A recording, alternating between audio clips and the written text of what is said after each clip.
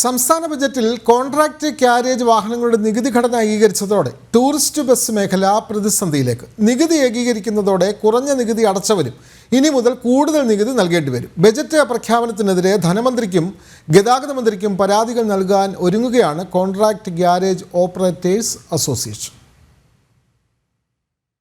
Contract carriage നികുതി ഘടന ഏകീകരിക്കാനുള്ള സംസ്ഥാന ബജറ്റ് തീരുമാനം ടൂറിസ്റ്റ് ബസ് നിരക്ക് വർദ്ധിപ്പിക്കും. സാധാരണക്കാരായ യാത്രക്കാരെയാണ് ഇത് പ്രധാനമായും ബാധിക്കുക.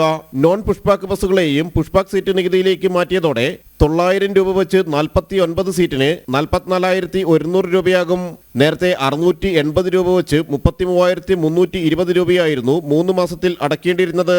വാർഷിക നികുതി കണക്കാക്കുമ്പോൾ വൻ ബാധ്യതയാണ് ടൂറിസ്റ്റ് ബസ് ഉടമകൾക്കുണ്ടാകുന്നത്. ബജറ്റ് തീരുമാനത്തിനെതിരെ ധനമന്ത്രിക്കും ഗതാഗത മന്ത്രിക്കും പരാതി നൽകുമെന്നും അനുകൂല തീരുമാനമില്ലെങ്കിൽ ഹൈക്കോടതിയെ സമീപിക്കുമെന്നും കോൺട്രാക്ട് ക്യാരേജ് ഓപ്പറേറ്റേഴ്സ് അസോസിയേഷൻ സംസ്ഥാന പ്രസിഡന്റ് ബിനു ജോൺ വ്യക്തമാക്കി. 2025 കേരള ബഡ്ജറ്റിൽ വന്നിട്ടുള്ള വാഹന നികുതി വർധനവ് തീർത്തും പ്രതിഷേധാർഹമാണ്. കാരണം 32% വർധനവ് വന്നിരിക്കുന്നത്. അത് അംഗീകരിച്ചു കൊടുക്കാനായിട്ട് സാധാരണക്കാരായ വാഹന ഉടമകൾക്ക് ബുദ്ധിമുട്ടാണ്.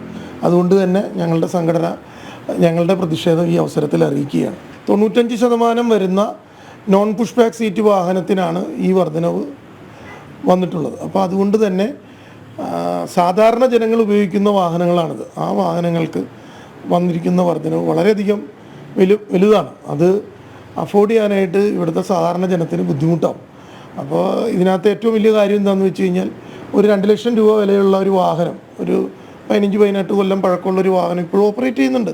സ്കൂൾ കുട്ടികളെ കൊണ്ടുപോകാൻ, അല്ലെങ്കിൽ എംപ്ലോയീസിനെ കൊണ്ടുപോകാൻ, അങ്ങനത്തെ ട്രാൻസ്പോർട്ടിനൊക്കെ സാധാരണക്കാരുടെ ആവശ്യങ്ങൾക്ക് ഉപയോഗിക്കുന്ന ആ വാഹനത്തിന് ഒരു 2 ലക്ഷം രൂപ വിലയുണ്ടാവുള്ളൂ. ആ വാഹനത്തിന് 2 ലക്ഷം രൂപ തന്നെ ടാക്സ് അടയ്ക്കണം എന്ന് പറഞ്ഞ ഒരു വിരോധാഭാസമാണ് ഇപ്പോൾ നമ്മൾ കണ്ടുകൊണ്ടിരിക്കുന്നത്. 10,000-ഓളം കോൺട്രാക്ട് ക്യാരേജ് വാഹനങ്ങളാണ് നിരത്തിലുള്ളത്. കൊറോണ കാലത്തെ പ്രതിസന്ധിയിൽ നിന്ന് കരകയറി മുന്നോട്ട് പോകുമ്പോഴാണ് ബജറ്റിലൂടെയുള്ള സർക്കാരിന്റെ ഇരുട്ടടി. മറ്റ് മാർഗമില്ലാതെ ടൂറിസ്റ്റ് ബസ് ഉടമകൾക്ക് നിരക്ക് വർദ്ധിപ്പിക്കേണ്ടി വരുമ്പോൾ ഇത് ബാധിക്കുക വിവാഹ ആവശ്യങ്ങൾക്കും തീർത്ഥയാത്രകൾക്കും നോൺ പുഷ്പാക്ക് ബസ്സുകൾ ബുക്ക് ചെയ്യുന്ന സാധാരണക്കാരെയാണ്. ജനം, കൊച്ചി.